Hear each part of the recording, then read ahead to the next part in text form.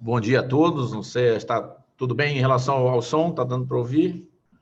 Perfeito. Ótimo. Eu gostaria inicialmente, então, de agradecer essa oportunidade, né? Agradecer à comissão organizadora.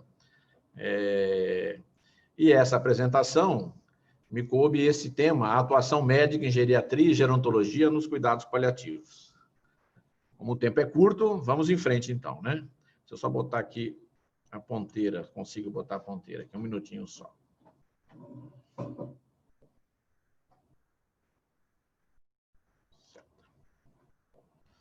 Então, vamos lá. Inicialmente, eu gostaria de conversar rapidamente aqui alguns aspectos do ponto de vista epidemiológico em relação à questão do envelhecimento. Eu trago aqui 3 slides para a gente refletir um pouquinho sobre isso, né? O primeiro slide aqui, é interessante essa reflexão aqui, ó. Pela primeira vez na história, há mais idosos no mundo do que crianças pequenas, informou a ONU. São 705 milhões de pessoas acima de 65 anos, contra 680 milhões entre 0 e 4 anos. Então, está aqui o título, né? Pela primeira vez, o mundo tem mais avós do que netos na história da humanidade. Dentro dessa linha, é interessante a gente fazer uma reflexão aqui, ó. Com as mudanças nas causas da morte, como resultado da medicina moderna, a maioria dos adultos hoje morre quando já estão velhos. É uma boa notícia, né? Mas a gente precisa de algum grau de reflexão sobre isso. Muitas vezes no contexto de doenças crônicas, geralmente com múltiplas comorbidades, alterações fisiológicas decorrentes da idade, e após um período significativo de incapacidade. Então, nós temos que ter uma reflexão, principalmente essa questão da incapacidade do idoso, à medida que ele vai passando o seu período de fim de vida, principalmente quando a gente fala em cuidados paliativos. Outra informação aqui que vale a pena de reflexão é o seguinte: em 1950, no Brasil, 2,9% da população apenas era acima de 65 anos, ou seja, 1.600.000.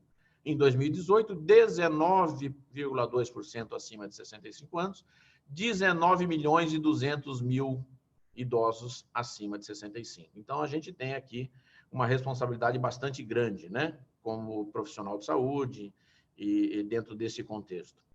Em 2018, a expectativa de vida, 76 anos. E aqui, do ponto de vista futuro, a proporção da população com mais de 65 anos continuará aumentando. Em 2060, ou seja, daqui 40 anos apenas, a projeção é que 25,5% da população teria acima de 65 anos, ou seja, a cada 4 pessoas, uma delas teria acima de 65 anos. Então, a gente precisa refletir sobre isso.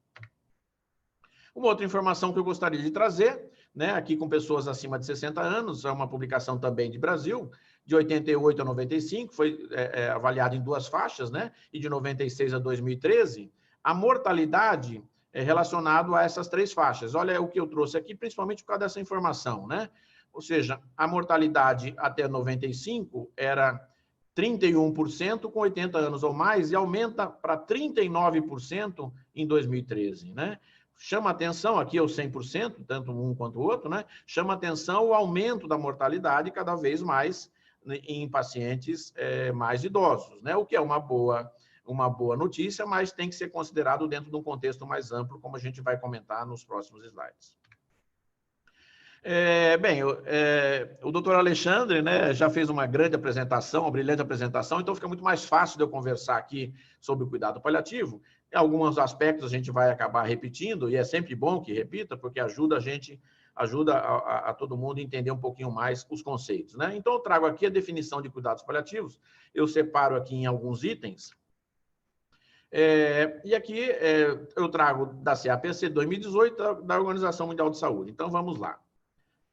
Primeiro, cuidados paliativos são cuidados de saúde especializados para pessoas que enfrentam problemas associados com doenças ameaçadoras de vida e doenças graves. Então, é importante dizer, né, cuidados de saúde especializados e para pessoas que têm doenças que ameaçam sua vida e para pessoas que apresentam doenças graves. É um tipo de abordagem paliativa, e aqui em contraste com a abordagem curativa, né, que objetiva melhorar a qualidade de vida tanto do paciente quanto dos seus familiares, através da prevenção e alívio do sofrimento. Então, mais 2 informações importantes aqui, né? a questão da qualidade de vida. Então, quando a gente pensa em cuidado paliativo, a gente está concentrado e preocupado com a qualidade de vida. E qualidade de vida de quem? Não só do paciente, como também dos seus familiares. Então, a gente se preocupa com o binômio, que a gente chama o binômio paciente-família. E através da prevenção e alívio do sofrimento, né? Então, a palavra-chave em termos de cuidado paliativo é a preocupação com o sofrimento, né? O cuidado paliativo ele tem a proposta de atuar sobre o sofrimento humano. Sofrimento humano de quem? Do paciente e de seus familiares em pessoas que têm doenças que ameaçam a sua vida ou doenças graves. Mais especificamente, o foco é fornecer o alívio dos sintomas e estresse de uma doença, por meio de identificação precoce, avaliação e tratamento impecável da dor e outros problemas de natureza física, psicológica, social e espiritual. Aqui é importante também, do ponto de vista da literatura, a gente consegue, o Alexandre também comentou sobre isso, são as 4 dimensões em que nós, paliativistas, nos preocupamos em fazer intervenções. Os domínios são os domínios físicos, em particular os sintomas físicos, né? O domínio psicológico, social e espiritual. E essa frase é muito importante, ele pode ser baseado não só no prognóstico, mas também na necessidade. Então, essa ideia de quebrar o paradigma de que o cuidado paliativo só está envolto quando o paciente está no final da vida, ou mesmo quando tem um tempo ainda relativamente, um tempo já mais definido em termos de prognóstico, mas o cuidado paliativo também é considerado baseado na necessidade, e a gente vai falar isso nos próximos slides. Pode ser apropriado em qualquer fase de uma doença grave, podendo ser fornecido juntamente com tratamento curativo. Então, esse é um outro aspecto bastante importante, ou seja, a abordagem paliativa, como eu estou mostrando aqui em cima, ela pode ser atuada ou ser feita junto com a abordagem curativa nos dois, ao mesmo tempo, no mesmo paciente. Esse é um ponto importante do entendimento do cuidado paliativo. Aqui eu trago, então, também da literatura, 4 modelos de trajetória que a gente usa muito para poder identificar em qual trajetória que o paciente estaria. Então, vamos lá, de uma maneira sucinta. Aqui são essas 4 trajetórias. Essa primeira trajetória, classicamente, é o paciente que tem câncer, que ele geralmente apresenta uma funcionalidade relativamente boa nesse período aqui, e aí, à medida que a doença avança, e geralmente, quando o quadro se instala um quadro metastático e tal, esse paciente acaba apresentando uma piora rápida na sua funcionalidade e acaba morrendo. A outra característica aqui, essa segunda trajetória, é do paciente que tem doenças crônicas. Classicamente, aqui, o paciente que tem insuficiência cardíaca, o paciente que tem doença pulmonar obstrutiva crônica. E qual que é a característica da evolução? Esse paciente ele vai apresentando pioras. Opa, desculpa, voltando aqui. Ele vai apresentando pioras do ponto de vista clínico e depois ele melhora, novamente pioras e melhora, mas quando a gente enxerga do ponto de vista mais global, a gente percebe que a funcionalidade desse paciente vai cada vez mais diminuindo, né? Mas eu gostaria de considerar aqui, principalmente, essas outras 2 trajetórias, que apesar da trajetória do câncer e da doença crônica serem comuns no paciente idoso, essas 2 outras aqui têm algumas particularidades que eu gostaria de comentar nos próximos slides. Então, está lá, o modelo de doenças ou condições com progressiva deterioração. Classicamente aqui, eu teria um paciente em que ele já parte de uma funcionalidade relativamente baixa, né? E ele demora, existe um tempo realmente prolongado até o momento da morte dele. Então, essa é uma característica de um paciente que ele já parte de uma funcionalidade baixa, ou seja, já parte de necessidades em termos de cuidados paliativos e que envolve um grande tempo até que o paciente evolua para a morte. Caracteristicamente, pacientes com doenças neurodegenerativas, como, por exemplo, a demência, a doença de Parkinson e a síndrome da fragilidade. Múltiplas comorbidades, incluindo artrose, perda da visão, AVCs prévios, doença cardíaca, diabetes, contribuem para o declínio da reserva fisiológica e da funcionalidade. Então, caracteristicamente, o paciente idoso, né, é bem essa fotografia aqui. Desafios em relação a essa situação: o prognóstico de sobrevida é difícil. Os eventos terminais podem ser complicações infecciosas, por exemplo, pneumonias, infecção de urina, lesões por pressões e fraturas. Os sintomas, muitas vezes complexos e difíceis de controlar. Problema de deglutição, em particular a disfagia, né? A dificuldade de deglutir, pneumonias recorrentes por aspiração, e aí que, em particular, a doutora Daniela, nossa colega fonoaudióloga, vai conversar também sobre isso na apresentação dela. Problemas de fala, dificuldade crescente nas comunicações, E aqui, sim, essa reflexão sobre isso, né?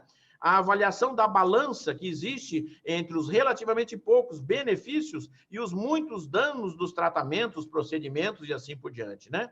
Isso inclui o tema da alimentação e da atração artificial, que exige muitas vezes reflexões e decisões difíceis. Então, a gente precisa realmente refletir sobre vários aspectos no paciente, principalmente nessa evolução em que ele evolui com uma deterioração progressiva e lenta.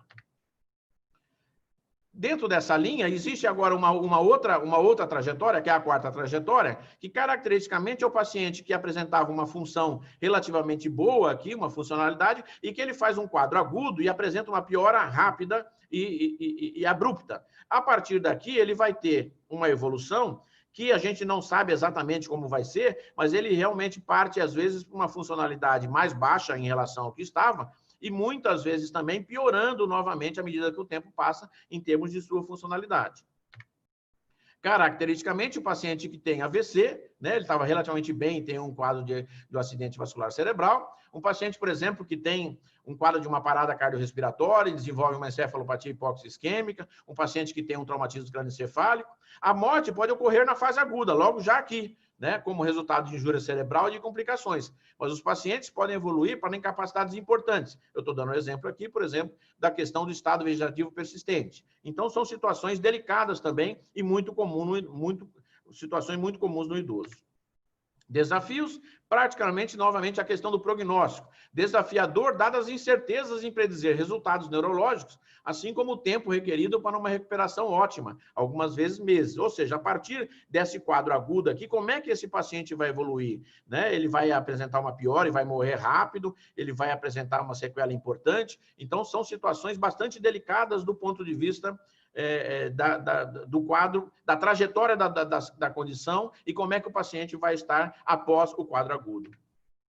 E é comum no paciente idoso, e aqui eu trago, então, esse slide, esses pacientes com progressiva deterioração, as doenças neurológicas degenerativas, por exemplo, como eu falei, a demência e a doença de Parkinson, e também as lesões neurológicas súbitas, como aqui o paciente com AVC, estado vegetativo persistente, e aqui eu trouxe esses dois slides para mostrar isso aqui para vocês. Ou seja, eu botei aqui um traçado em que, tanto na primeira situação como na segunda situação, mostra exatamente uma incapacidade funcional progressiva, que é comum no idoso. Ou seja, a partir aqui de um determinado momento, esse paciente vai cada vez mais perdendo a funcionalidade e aqui também, no paciente que tem um quadro agudo, ele também vai perdendo a sua funcionalidade. Essa incapacidade funcional progressiva muitas vezes leva ao que a gente chama da síndrome da fragilidade do idoso. O que é a síndrome da fragilidade do idoso? É uma condição bastante grave, né? E que tem relação direta com comorbidades, ou seja, quanto maior o número de comorbidades, maior a chance de ter a síndrome da fragilidade. E o idoso que tem caracteristicamente cada vez mais na sua trajetória de vida, uma diminuição da sua reserva funcional, isso também ajuda na situação da síndrome da fragilidade. Diante disso, nós temos aqui, e aqui esse é um ponto importante, a exigência de situações de intervenções nossas, então, aqui de abordagens paliativas, como eu vou falar nos próximos slides, não só em termos de prognóstico, quando o paciente já está no final da vida aqui, por exemplo, uma expectativa de 6 ou 12 meses, mas também abordagens paliativas baseadas na necessidade, como eu falei lá no primeiro slide, quando eu falei em termos do conceito, né? Ou seja, eu teria, então, como o paciente já tem baixa funcionalidade aqui a mesma coisa, nesse outro gráfico, né? Então, esse paciente vai exigir já necessidades cada vez mais frequentes e complexas para o atendimento, para que ele possa levar uma condição digna até o momento da sua morte. E, diante disso, um ponto fundamental que a gente chama de planejamento avançado de cuidados. Então, é importante que, nessas condições, na condição de necessidade já um pouco atrás, mas a gente dá muito valor quando o prognóstico já está mais definido, por exemplo, 6 ou 12 meses, como eu vou comentar nos próximos slides, que a gente construa o que a gente chama de um planejamento avançado de cuidados. E o que é um planejamento avançado de cuidados? Planejamento avançado de cuidados, está escrito aqui a definição, é um processo de comunicação que permite que o indivíduo com capacidade decisória identifique os seus valores, reflita sobre os significados e consequências de cenários de doenças graves, defina metas e preferências para seus futuros tratamentos e cuidados médicos e os discutam com a sua família e os prestadores de cuidados de saúde.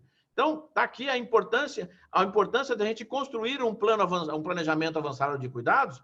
Para isso, o paciente tem que ter a sua capacidade decisória e aí vai se construir com a equipe, com os médicos, os outros profissionais, a sua família. A gente vai construir, baseado nos valores, no que ele considera que é importante para a vida dele, desenhar um planejamento avançado, um planejamento antecipado, para que, muitas vezes, inclusive, numa situação que ele já não possa responder mais por ele, esse planejamento já esteja definido e isso facilita muito o cuidado desse paciente no final da sua vida.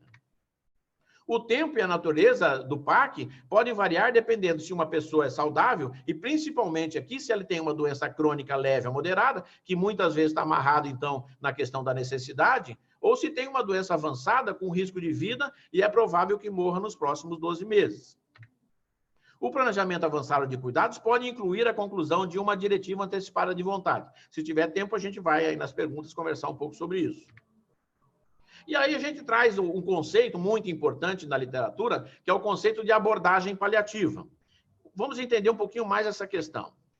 Aqui, essa aqui é uma primeira reflexão sobre isso. Habilidades de cuidados paliativos para a atenção primária, ou seja, para médicos e outros profissionais de saúde que não são especialistas em cuidados paliativos, né? Então, está aqui, ó, a abordagem paliativa é uma responsabilidade de todo profissional de saúde, seja isoladamente, né, ele trabalhando sozinho, seja numa equipe multiprofissional, ele tem que ter o conhecimento e entendimento em cuidados paliativos, critérios principais de elegibilidade, o entendimento do prognóstico, os 4 domínios, ou seja, todos os profissionais de saúde têm que ter o conhecimento para oferecer uma abordagem paliativa, não é isso? Incluindo agentes comunitários de saúde, funcionários administrativos, e aí a gente vai conversar um pouquinho mais sobre essa questão.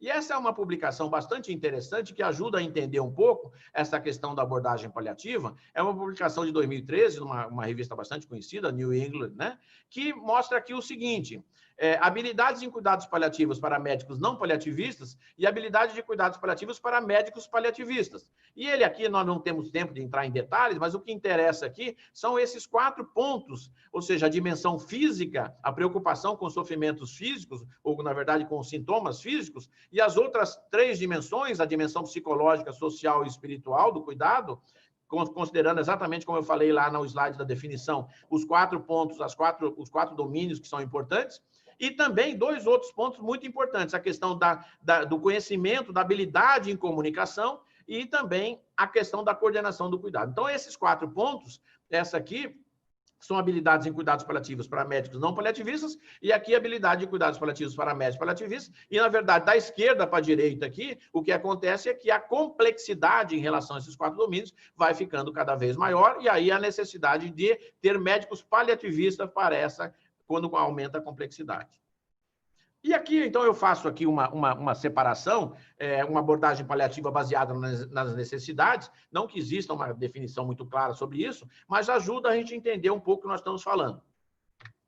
Olha que interessante aqui. Uma abordagem paliativa para uma pessoa idosa deve ser iniciada muito antes da fase terminal da doença, para que o impacto das comorbidades seja reconhecido, o seu conforto e dignidade sejam otimizados e as necessidades de seus cuidadores sejam adequadamente atendidas. Ou seja, então, uma preocupação não só num período de quando o paciente já está mais no finalzinho da vida, mas bem antes, a necessidade de abordagens paliativas é fundamental para que esse paciente possa vivenciar aquele tempo mais prolongado que eu mostrei de uma maneira digna.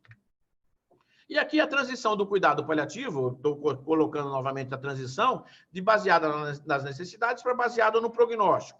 O que eu estou querendo dizer em relação à abordagem paliativa baseada no prognóstico? Aqui eu trago 2 modelos que são bastante conhecidos, modelos, inclusive, que são políticas públicas nesses países. Então, esse modelo aqui é o modelo do Reino Unido, né? Que é o modelo GSF, que considera a expectativa de vida mediana de 12 meses ou menos, né?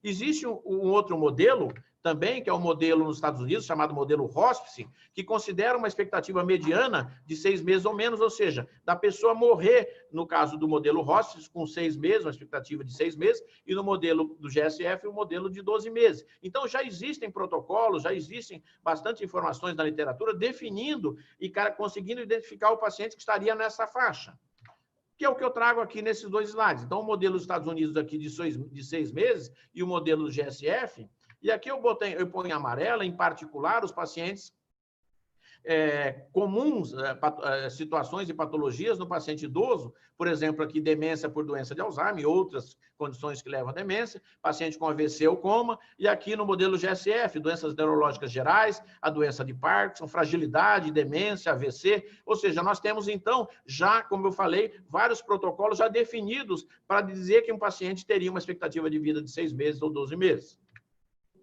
E, por último, eu gostaria rapidamente aqui envolveria uma discussão bastante ampla, aí, de uma aula de quase uns 30 minutos, mas eu vou apresentar em 2 slides a construção de redes de atendimento, que é um ponto do ponto de vista prático, como é que eu enxergo e como é que a literatura também tem considerado aí, essa questão. Então, o atendimento ao paciente idoso, elegível para cuidado paliativo, e aqui eu ponho aqui particularmente no paciente com expectativa de vida de 6 a 12 meses, como construir as redes? Como fazer? Eu trago aqui de uma maneira bem sucinta, realmente, 4 pontos para a gente refletir sobre essa questão. Então, o primeiro ponto, a transição do modelo hospitalocêntrico para o modelo extra-hospitalar. Qual que é a ideia? Na verdade, no nosso país, o modelo principal de atendimento acaba sendo o modelo hospitalocêntrico. Em particular, às vezes, no paciente no final da vida e tal, apesar de, eu não estou dizendo, existem estruturas já, mas são estruturas isoladas. Mas dentro de uma política pública, o que acontece é que, muitas vezes, o paciente, quando ele está mais para o final da vida, e mesmo antes, a partir de qualquer situação de crise, ele acaba sendo levado para o hospital, chega no pronto-socorro e vai ser internado numa enfermaria ou numa UTI, às vezes com suporte artificial de vida, ou seja, porque não existe o que a gente falou do plano avançado de cuidados.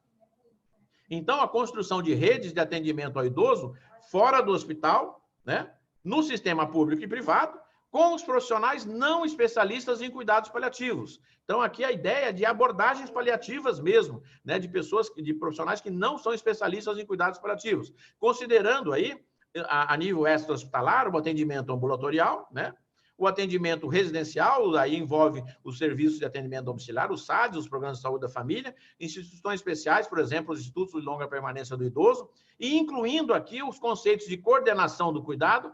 É preciso coordenar o cuidado e a transferência do cuidado, em particular esses três pontos de atendimento ao paciente, para poder, aqui, por exemplo, o paciente ele ainda tem uma funcionalidade relativamente boa, aqui nessa situação ele já não consegue mais ser levado ao nível para um ambulatório, então ele precisa estar em casa, e aqui em instituições especiais ele precisa, às vezes, de atendimentos mais complexos ainda. Então é preciso construir essa rede, é preciso coordenar esse cuidado, e é preciso ter o entendimento na coordenação de transferir o cuidado desse paciente de acordo com as necessidades. Um segundo item é a questão do financiamento para a implementação de serviços de cuidados paliativos, aí sim com profissionais especialistas, para fazerem parte dessa rede global, né? E aí, particularmente, entre outras questões, 2 pontos são fundamentais para esse serviço de cuidados paliativos, esses profissionais especialistas. O apoio aos profissionais não especializados, em termos de abordagens paliativas e assim por diante, e no atendimento propriamente dito de pacientes que necessitam de atenção mais complexa do ponto de vista de cuidados paliativos. Então, o entendimento, essa questão de ter serviços, implementação de serviços de cuidados paliativos, tanto para as redes públicas quanto para as redes privadas, são fundamentais para que isso seja construído dentro de uma rede maior que envolveria o paciente idoso elegível para cuidado paliativo, como eu considerei aqui. O terceiro item, a educação continuada em abordagens paliativas. Por quê? Porque as pessoas, muitos não têm o conhecimento em abordagens paliativas, o conceito de cuidado paliativo, das abordagens e assim por diante. Então, a educação continuada em abordagens paliativas para médicos e outros profissionais não especialistas incluindo habilidades de cuidados paliativos em 4 pontos, como a gente mostrou naquele slide lá do New England. Dimensão física, psicológica, social e espiritual, ou seja, as 4 dimensões, que a ideia das intervenções nas 4 dimensões, a coordenação do cuidado e a comunicação. E a comunicação aqui eu incluo 2 pontos que a gente tem que estar sempre concentrado. O primeiro, a comunicação do prognóstico. É importante entender, principalmente para os colegas médicos, que uma coisa é você tecnicamente avaliar o prognóstico. E uma segunda situação é você comunicar o prognóstico para o paciente e para a sua família. São coisas bem diferentes, é preciso ter esse entendimento, porque às vezes o colega médico ele chega e fala, bem, o prognóstico é esse, então é só eu chegar lá e dizer para ele o que tecnicamente quer dizer o prognóstico. E esse não é o caminho. O caminho é como deve ser comunicado o prognóstico. É diferente de uma discussão técnica de beira de leito entre profissionais de saúde em relação à discussão de qual realmente é o prognóstico. E a elaboração de um planejamento avançado de cuidados, que é fundamental, como a gente já falou, e eu vou frisar nesse 4º item. Ou seja, necessidade de políticas de saúde públicas e privadas que ofereçam tempo, aí é importante, tempo. É preciso que o profissional de saúde tenha tempo para poder construir e elaborar um planejamento avançado de cuidado com pacientes e suas famílias. E aí aqui eu ponho um aspecto importante também, incluindo também a cobrança desse procedimento em relação ao profissional. Ou seja, o profissional, então, ele vai ter tempo para poder fazer esse planejamento avançado de cuidados com paciente, família e equipe, mas ele também tem que ser cobrado de que esse planejamento é um procedimento que ele precisa realizar. Bem, essa era a ideia, então. Eu termino aqui a apresentação e aí depois a gente vai ter um tempinho lá na frente e a gente volta a conversar. De qualquer maneira, agradeço já a oportunidade e agradeço a possibilidade da atenção de todos. Obrigado.